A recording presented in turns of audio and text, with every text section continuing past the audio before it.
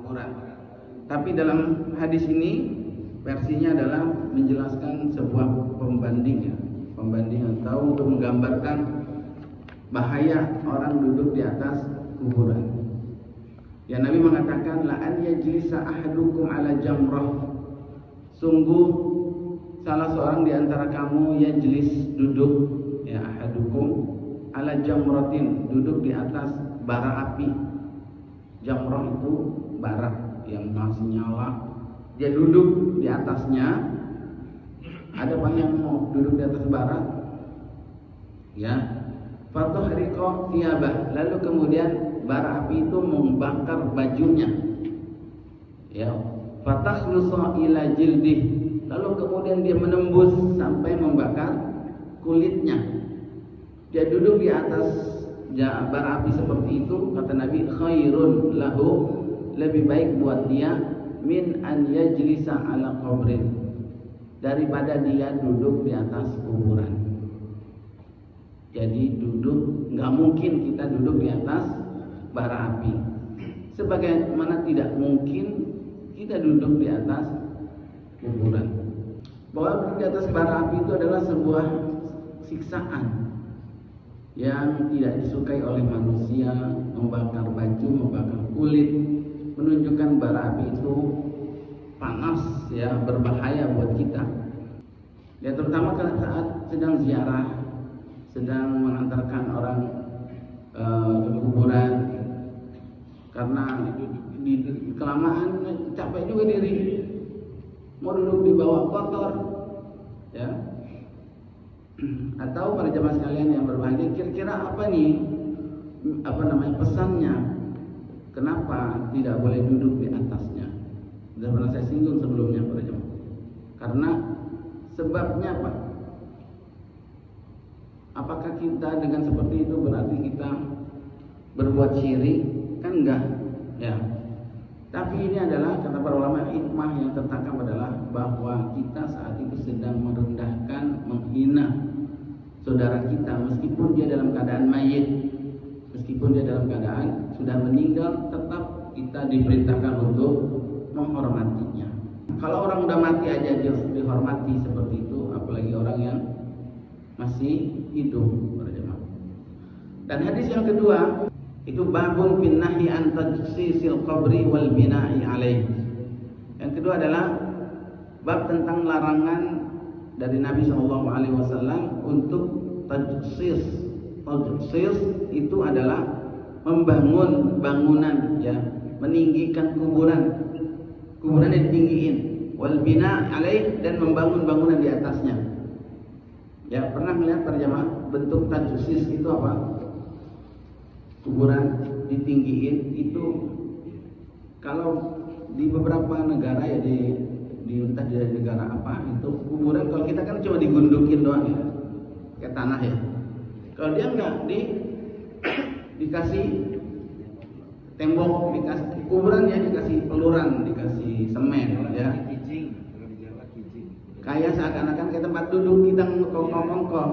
Nah, itu makanya dilarang duduk di situ. Ini kuburan begini, ntar sampingnya begini juga. Jadi area kuburan itu kalau kita kan cuma gundukan, dia enggak.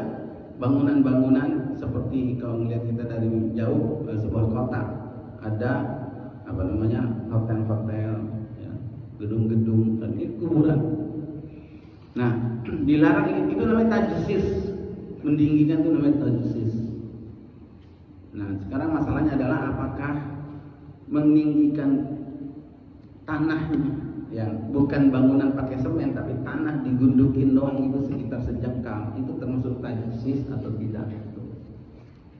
Nah, larangannya adalah hadis dari sahabat Jabir radhiyallahu anhu qala, dia mengatakan, naha Rasulullah sallallahu alaihi wasallam an yujassisa al-qabr, yujassasa al-qabr. Nabi SAW melarang untuk ditinggikan al-qabru, kuburannya, wa an yaquda alaih, lalu duduk di atasnya, ya, wa an yubna alaih, atau dibangun atasnya. Dibangun atasnya ini maksudnya apa, berjamaah? Ya, ini dibangun di atasnya ada semacam ruangan, ya dibangun kayak seperti rumah, ya ada atapnya, bahkan sebagian ada kamar mandinya, toiletnya, ada tempat istirahat di situ. Nah, dilarang itu 3 hal, hadisnya riwayat Imam Muslim. Dan apa pengertian tajsis itu nomor 2 di bagian bawah itu penjelasannya. Naha an yujassasa al-qabru ay an yubayyada bil kalas wa wal jibs. Yubayyad di apa nih? Saya nggak ngerti ini. Aw an yubna alaihi mithlul qubah, atau dibangun atasnya seperti adanya kubah masjid seperti itu ya. Nah, ini para jamaah, jadi meninggikan yang dimaksud seperti itu.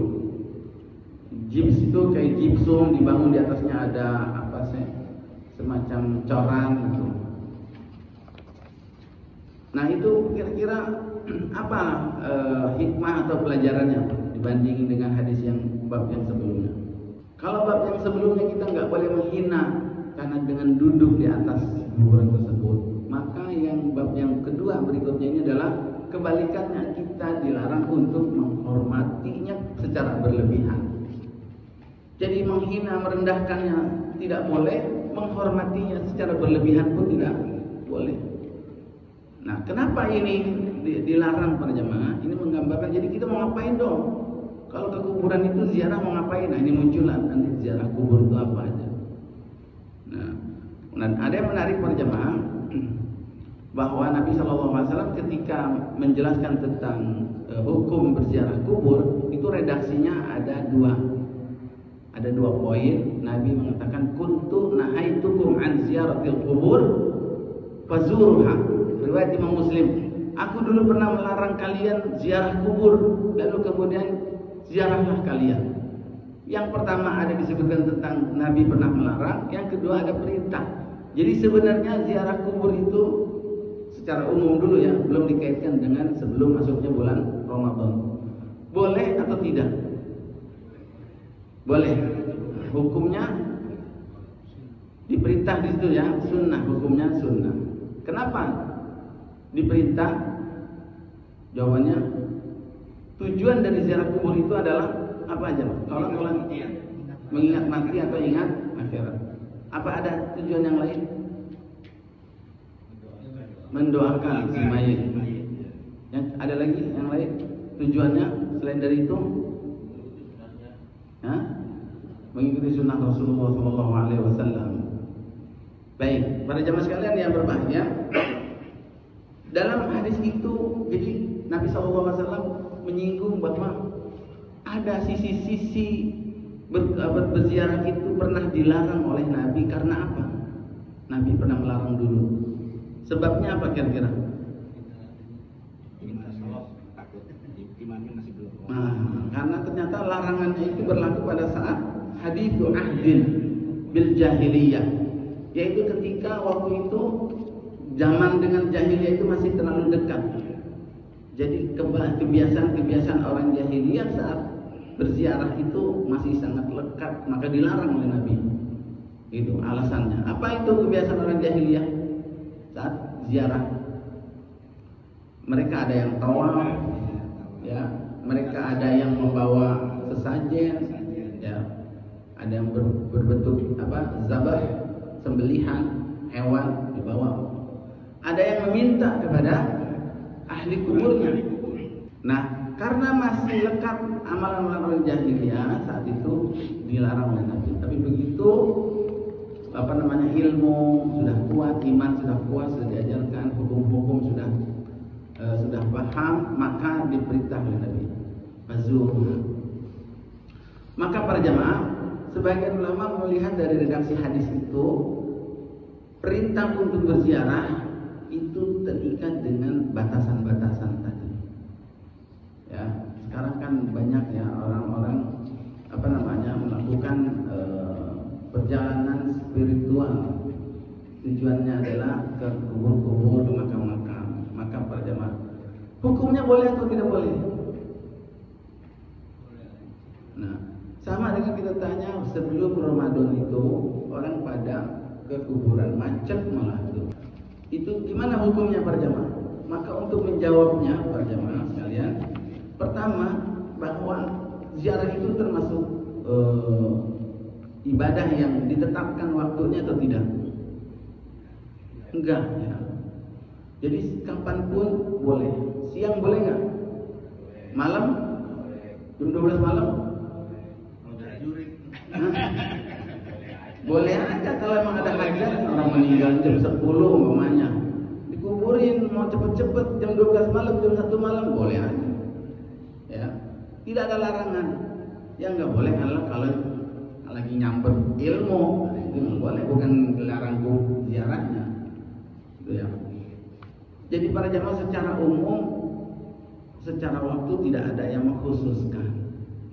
Maka ketika kita mengeneralkan boleh atau tidak berziarah kubur itu menjelang Ramadan, kalau kita bilang nggak boleh sama sekali, itu juga nggak tepat. Kalau kita bilang boleh, membolehkan juga semua juga nggak tepat juga, karena ada syaratnya, ada rambu-rambu ya yang harus diperhatikan. Yang jika seandainya rambu tersebut dilanggar, maka itu yang menjadikan tidak bolehnya. Begitu. Nah, para jamaah, kalau kita bilang boleh semuanya, nanti akhirnya ada orang yang melakukan amalan-amalan yang dilarang. Masa kita bolehin juga? Itu sama saja menabrak hukum. Kalau kita bolehin secara umum. Kalau kita katakan nggak boleh sama sekali secara mutlak, nah di situ ada amalan-amalan yang dibolehkan oleh Nabi. Kenapa kita jadi nggak bolehin? Itu jadi bahaya juga, kita menghapus hukum. Maka bagaimana? Ya, dudukan sesuai dengan posisinya, porsinya. Yaitu apa para jamaah? Silakan ziarah kubur kapanpun diperbolehkan. Kalau ziarah kubur dalam keadaan puasa boleh? Di bulan Ramadan atau di bulan puasa boleh ziarah? Boleh. Dalilnya mana? Secara khusus Nabi pernah tanya sama sahabat, Man asbahan minkum al-yaum, siapa di antara kamu yang pagi hari ini shaiman, puasa? Pada celang celiku akhirnya yang nunjuk siapa? Abu Bakar, saya ya Rasul. Puasa tuh dia. Di situ tanya lagi sama Nabi, siapa yang pagi ini sudah berziarah kubur, mengantarkan jenazah ke kuburan? Langsung itu Abu Bakar lagi. Nah, berarti dia hari itu juga puasa, hari itu juga dia ziarah. Nah, berarti kan secara puasa aja boleh, masa sebelum puasa nggak boleh? Apalagi pada para ulama ada yang menganjurkan untuk memperbanyak istighfar dan taubat. Istighfar dan taubat. Apa itu berjamaah? Dalilnya istighfar dan taubat sepanjang waktu dianjurkan. Tapi sebelum Ramadan, sebagian ulama ada yang mengatakan, Syekh Utsaimin juga rahimahullah menganjurkan. Kenapa? Karena dosa itu akan memberatkan kita dalam beribadah. Ya. Alladzi anqadha dhahrak wa wada'na anka wizrak alladzi anqadha dhahrak. Bahwa Allah mengatakan kepada Nabi, Allah ampuni dosa-dosanya supaya dosa itu akan memberatkan pundakmu, punggungmu, jadi berat. Diampuni dosa-dosanya. Bahwa diampuni dosa itu akan memberikan pengaruh melaksanakan ibadah puasa itu lebih ringan.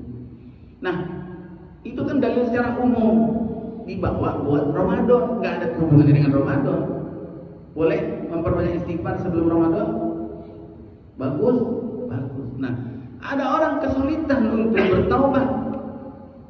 Ada orang kesulitan untuk minta ampun, beristighfar, minta taubat, kecuali ketika dia mengingat mati. Dan cara untuk yang paling dahsyat untuk mengingat mati apa? Ziarah kubur. Kalau kita ada orang ingin meningkatkan imannya, mau memberikan dorongan supaya taubat dengan cara ziarah kubur, kalau kita larang, apa kita nggak jadi salah? Tujuan yang keduanya adalah mendoakan orang yang meninggal tersebut. Boleh mendoakan? Boleh mendoakan. Bukankah mendoain dari rumah bisa kan? habis sholat lagi tahajud, doain orang dari rumah. Gak usah doa di kuburan. Di kuburan itu cuma buat ingat mati saja. Bagaimana dengan perbuatan Nabi Shallallahu Alaihi Wasallam? Yang pertama, Nabi datang. Sering nggak Nabi ke Baqi ziarah? Sering ke Baqi mendoakan ahli Baqi. Kalau Nabi mau mendoakan di masjid saja, tapi beliau datang. Beliau mengatakan Assalamualaikum ahli diyar minal mu'minin wal muslimin wa inna insyaallah bikum lahiqun nas'alullah lana wa lakumul afiyah. Assalamualaikum itu adalah doa sebagai keselamatan kalian yang beriman dan muslim, dan kami mohon ampunan buat kami, buat kamu, nanti kita sama-sama kok akan ketemu.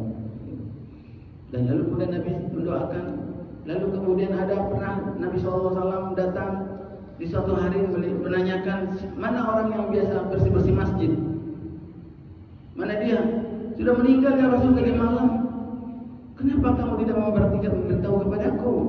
Seakan-akan mereka itu menganggap orang tersebut rendah kastanya. Ngapain pakai ngasih tahu Nabi? Lagi juga udah malam. Nah ini dia, dua malam itu boleh menguburkan itu. Lalu kemudian Nabi minta, di mana kuburannya? Dianterin, Nabi sholat. Sholat itu isinya doa. Kalau cukup di rumah aja yang nggak usah didoakan apa-apa. Artinya ini secara hukum mendoakan itu menjadi salah satu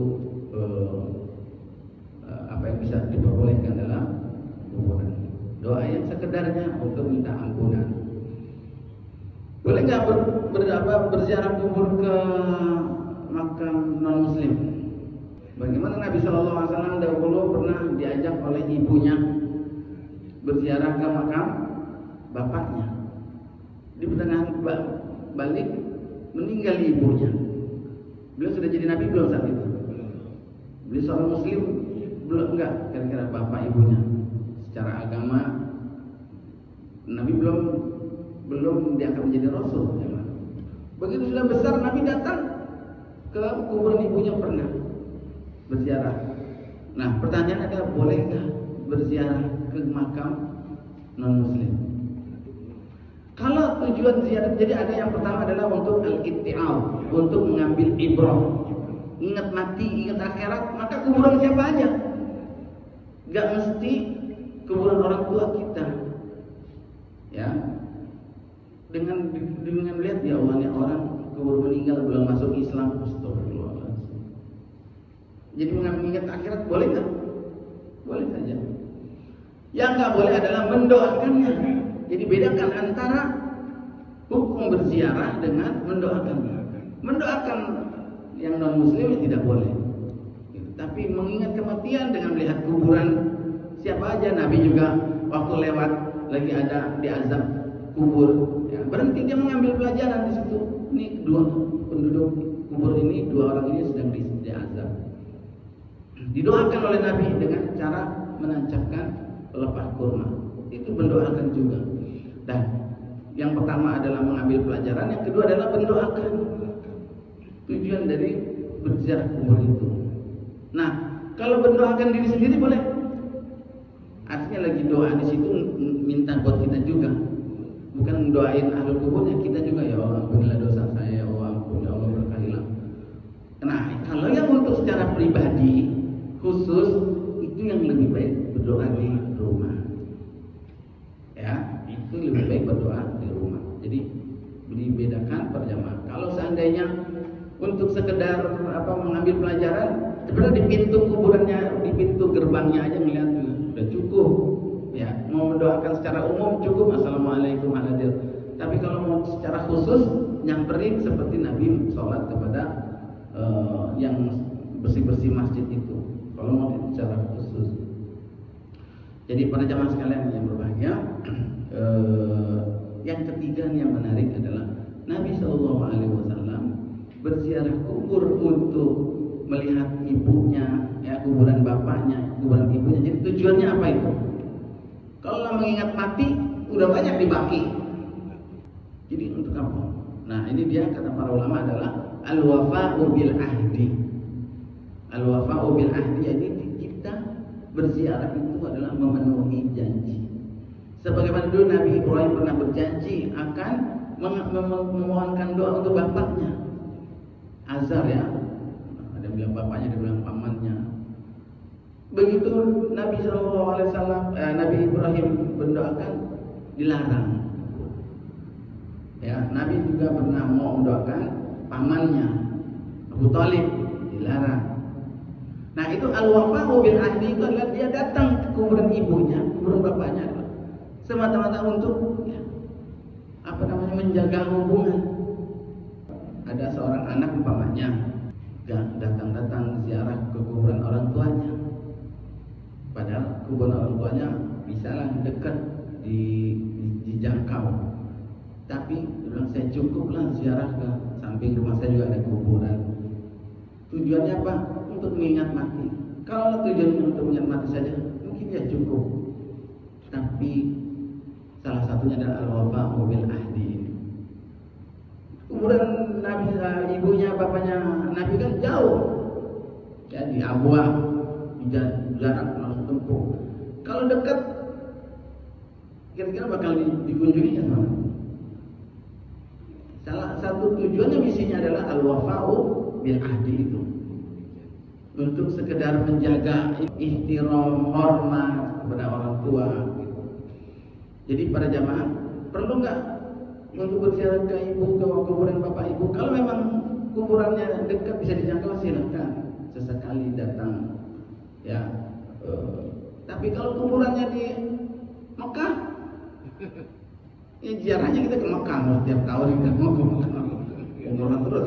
Meninggalnya waktu lagi umroh, orang tua kita ada di Mekah, ziarahnya enggak mesti. Tapi kalau memang bisa dijangkau sesekali, seperti ini apa yang dilakukan oleh Nabi SAW, itu termasuk salah satu yang diperbolehkan. Tetapi misi utamanya adalah fa inna tudzakirul akhirah, bahwa berziarah kubur itu adalah dapat mengingatkan kita kepada akhirat. Kalau hari ini dia yang ada di dalam lubang ini, besok suatu saat nanti kita yang berada. Saat ini kita tidur berlandas, berhamparkan kasur, selimut, bantal, pakai AC, segala macam bagi seseorang sebagiannya. Sementara dia bantalnya tanah, ya hanya diselimuti dengan kain kafan, kemudian ditemani dengan cacing, ya dengan makhluk-makhluk Allah yang ada di tanah, sendirian dalam kegelapan, kehujanan, kepanasan. Bagaimana dengan kita? Yang menemani kita saat itu adalah amal-amal kita. Bagaimana amal kita? Lalu kemudian ingat saat itu imannya bertambah, lalu kemudian dia sadar kembali kepada Allah Subhanahu wa taala, lalu kemudian membekali dirinya dengan amal-amal soleh, maka itu adalah yang menjadi misi utamanya. Tapi ketika diwarnai dengan perkara-perkara yang dilarang, maka kita harus legowo juga. Dikatakan jangan, ya lebih baik jangan dilakukan. Kalau memang ternyata ziarah kubur itu membawa fitnah, buat kita tidak bisa mengendalikan diri kita untuk melakukan sesuatu yang dilarang di kuburan, maka itu tidak boleh. Jadi kita harus insaf dan di pertengahan. Kalau memang boleh, katakan boleh. Kalau memang tidak boleh, ya katakan tidak boleh. Apakah perintahnya berlaku buat semua orang, para jemaah? Ternyata kalimat dalam redaksi hadis itu, ziarahlah kalian semuanya. Itu kan seakan-akan umum buat semua, laki-laki, perempuan, bapak-bapak, ibu-ibu. Padahal ada hadis yang melarang para wanita berziarah kubur secara khusus. Bahkan itu redaksinya ngeri juga tuh. Dan dikaitkan dengan kalimat laknat, ya la'anallahu zuwarat, atau kama qala sallallahu alaihi wasallam. Bahwa Rasulullah SAW mengatakan Allah melaknat para wanita-wanita yang berziarah kubur. Wanita berziarah kubur. Ternyata buat mereka yang begitu datang perasaannya tidak terkontrol, tidak terkendali, nangis lagi, akhirnya seakan-akan menolak takdir yang telah Allah tetapkan. Nah, yang seperti ini yang tidak diperbolehkan. Jadi ini para jemaah sekalian yang berbahagia, kalau memang dengan kita cukup mengingat mati, cukup dengan istighfar, dengan di rumah, kemudian kita takut kena fitnah kubur atau lain sebagainya, itu silahkan. Tapi kalau memang harus datang agar lebih mengingat kematian. Dan yang terakhir satu lagi berjamaah yang perlu diperhatikan, larangan jangan sampai ada khurafat yang muncul seputar ziarah kubur. Khurafat atau berjamaah keyakinan yang enggak mendasar. Ya, seperti dahulu para umat Nabi siapa itu? Nabi Hud, ya. Mengatakan Nabi Hud itu kenapa dakwah ngajakin menyembah Allah, dianggapnya otaknya udah gila, dan itu kena kutukan katanya, kena kutukan dari Tuhan kita. Nabi Ibrahim juga begitu, ketika berdakwah mengajak menyembah Allah kepada kaumnya yang menyembah patung, ya. Nabi Ibrahim diancam, hati-hati kamu Ibrahim, kalau Tuhan kita udah marah, kualat, celaka kamu. Nah itu kan keyakinan yang nggak mendasar. Mana bisa patung itu melaknat seseorang? Dijawab oleh Nabi Ibrahim, bagaimana aku takut kepada Tuhan kamu, dengan kamu sendiri tidak tahu dengan Tuhan aku. Jadi dibalas oleh Nabi Ibrahim. Artinya keyakinan itu ada. Jangan sampai begitu ziarah kubur, alhamdulillah barokahnya. Waduh, bukan karena dapat barokahnya, tapi karena mengingat kematian. Jadi yang itu keyakinan yang seakan-akan kalau enggak ziarah adalah enggak barokah, ya. Ada keyakinan yang lainnya itu yang menarik untuk diperhatikan. Jangan sampai kita terkena fitnah-fitnah tersebut. Wallahu a'lam bishawab. Demikian para jemaah sekalian. Aqulu qouli hadza wa astaghfirullahaladzim li wa lakum. Subhanaka Allahumma wa bihamdika asyhadu an la ilaha illa anta astaghfiruka wa atubu ilaik. Wa la'afu minkum